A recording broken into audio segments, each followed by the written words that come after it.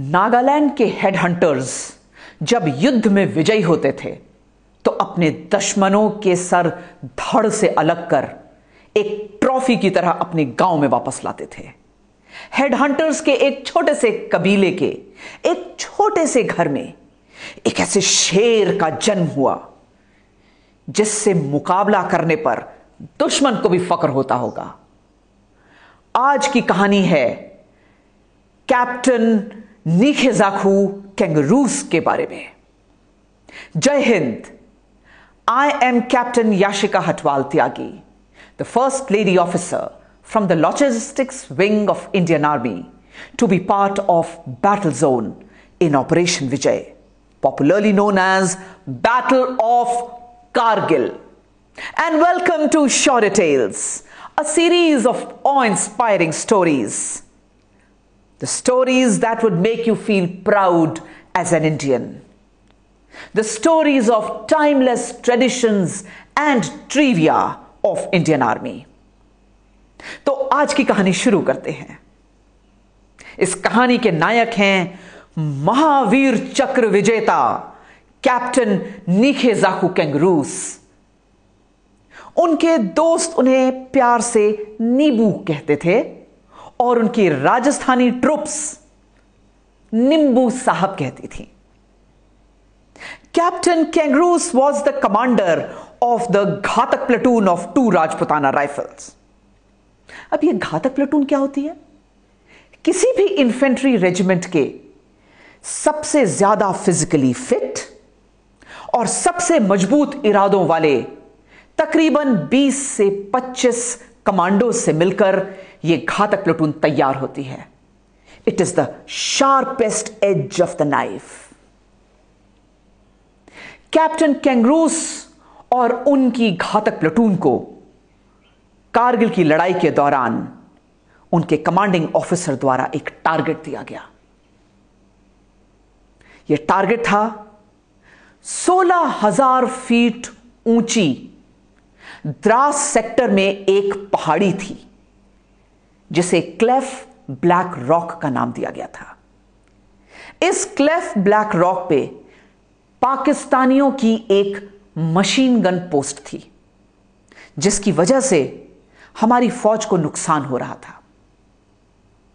तो commanding officer ने captain कैंगरूस को यह टास्क दिया कि आपकी घातक प्लेटून लेकर जाइए और उस मशीन गन पोस्ट को न्यूट्रलाइज करिए।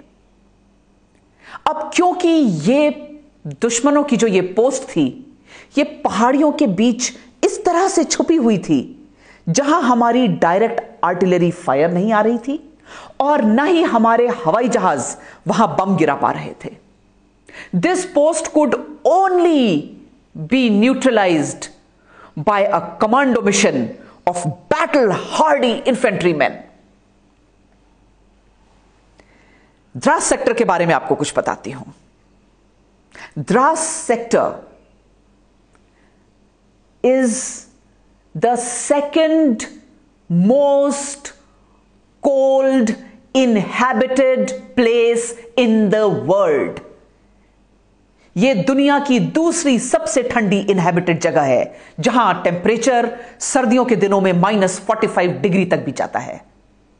खून जमा देने वाली बर्फीली हवाएं और उन बर्फीली हवाओं ने पहाड़ियों को भी चाकू की तरह काट दिया। धारदार पहाड़ियां, सूखी, ऊंची, एकदम सीधी, ऑक्सीजन बहुत ही कम, जहां फ्रॉस्ट बाइट, चिलब्लेन और हाइपोक्सिया जैसी परेशानियां तो इंडियन आर्मी के लिए एक रूटीन है। लेकिन जब पाकिस्तानियों ने हमारी पोस्ट को इन्फिल्ट्रेट किया,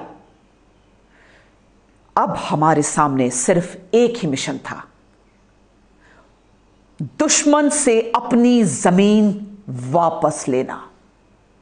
अर्जुन के ध्येय की तरह निशाना सिर्फ मछली की आंख पर।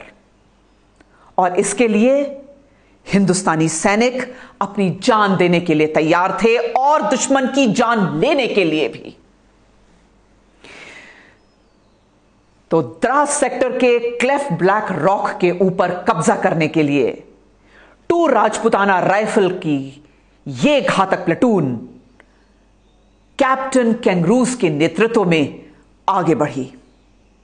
28 जून 1999 की एक काली स्याह रात, मौसम बहुत ही खराब, साए साए करके हवा चल रही थी। वो पहाड़ी जिस पर कोई वेजिटेशन नहीं, कोई पेड़ नहीं, यहां हाथ रखो तो पत्थर सरक कर नीचे आ रहे हैं। इंच इंच कर हमारी कमांडो प्लेटून उस पहाड़ी के ऊपर आगे बढ़ने लगी। Rocket launchers, assault rifles, mountaineering equipment, grenades और रेडियो सेट से लैस ये प्लेटून आज दुश्मन का काम तमाम करने के लिए तैयार थी। उन्हें यह पता था कि हमारे पास सिर्फ आज की रात है। यह ऑपरेशन रात ही रात में खत्म होना चाहिए। और यह एक स्टेल्थ ऑपरेशन था, मतलब दुश्मन को सरप्राइज करना। चट्टान पर, खड़ी चट्टान पर दुश्मन की नाक के नीचे से ऊपर आकर उसे सरप्राइज करना और न्यूट्रलाइज करना और मशीन गन पोस्ट को ध्वस्त कर देना। विद दिस टारगेट द घातक प्लेटून मूव्ड ऑन। जैसे जैसे हम आगे बढ़ते जा रहे थे, चट्टानें और कठिन और खड़ी और धारदार होती जा रही थी। बर्फ से फिसलती हुई चट्टानों में ना हाथ को कोई होल्ड मिल रहा था, ना पैरों को। माउंटेनियरिंग इक्विपमेंट की सहायता से और रस्सियों का फंदा लगाते लगाते कैप्टन कैंगरूस अपनी टीम को लीड कर रहे थे। In Indian army the officers lead from the front. Captain Kenguruse was doing exactly that. लेकिन लड़ाई का समय था, दुश्मन भी चौकन्ना था। पत्थरों के सरकने की आवाज, जैसे ही उसे हल्की सी भी कहीं से एक मूवमेंट सुनाई दी, जनरल डायरेक्शन पर उसने अपनी मशीन गन खोल दी। एक गोली का टुकड़ा आया और कैप्टन कैंगरूस के पेट पे आकर लगा। कैप्टन कैंगरूस की इंटेस्टाइन्स डैमेज हो गई, खून बहने लगा। उनके एक जवान ने कहा, नीबू साहब, आपके पेट से तो बहुत खून बह रहा है। इस बहादुर शेर ने कहा, चिंता नहीं, चिंता नहीं, मिशन पर ध्यान दो। मैं बेल्ट जरा कस के बांधता हूं, खून रुक जाएगा। बहते हुए खून से कैप्टन कैंगरूस को कोई फर्क नहीं पड़ा और वो अपनी टीम को लीड करते गए। आगे जाकर एक ऐसा समय आया जब उनके सामने एक खड़ी चट्टान थी। 90 डिग्री खड़ी इस चट्टान पर कोई फुटहोल्ड नहीं।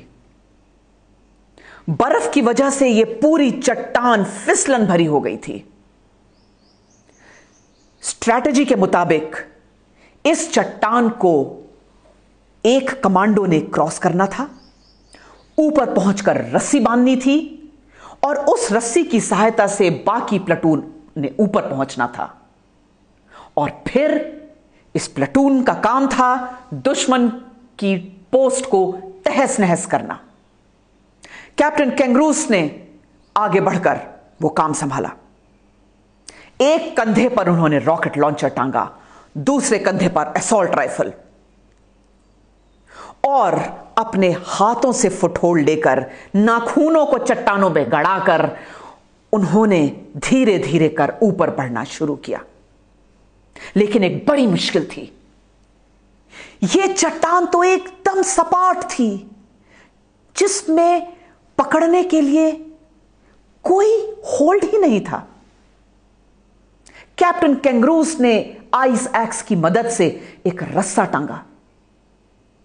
16,000 फीट की ऊंचाई, बर्फ की फिसलन भरी चट्टान, एक रस्सी से लटकता हुआ हिंदुस्तानी ऑफिसर।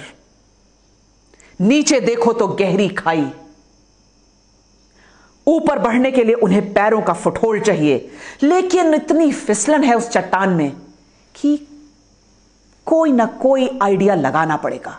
और फिर कैप्टन कैंगरूस ने वो किया जो आप और मैं सोच भी नहीं सकते। शायद उनके दिमाग में अपने नागालैंड का वो गांव याद आया होगा, जब उन्होंने दोस्तों के साथ किसी चिकने पेड़ के ऊपर चढ़ने की कोशिश करी होगी। कैप्टन कैंगरूस ने उस एल्टीट्यूड पे -10 डिग्री की उस सुन्न कर देने वाली ठंड में अपने जूते निकाल दिए, क्योंकि नंगे पैर चट्टान के ऊपर ज्यादा अच्छी तरीके से ग्रिप बन सकती है। क्या इंसान रहा होगा वो, क्या उसकी हिम्मत रही होगी कि किसी भी मुश्किल का सामना करने के लिए वो तैयार थे, जान की बाजी लगाने को वो तैयार थे। उनका ये आइडिया सक्सेसफुल हुआ और उन्होंने अपने पैरों से और हाथों से ग्रिप बनाते हुए रस्सा बांधते गए और ऊपर बढ़ते गए। मेहनत रंग लाई। The god favours the brave, the fortune favours the brave. और आखिरकार कैप्टन कैंगरूस उस चट्टान के ऊपर पहुंचे और रस्सा बांधने में सफल हुए। अब 2 राजपूत की घातक प्लेटून उस रस्सा पकड़कर ऊपर चढ़ने लगी, लेकिन इस समय तक दुश्मन के पोस्ट में भगदड़ मच गई। इंडियन आर्मी आ गई, इंडियन आर्मी आ गई, इंडियन आर्मी आ गई, और उन्होंने अपने स्मॉल आर्म्स का फायर खोल दिया।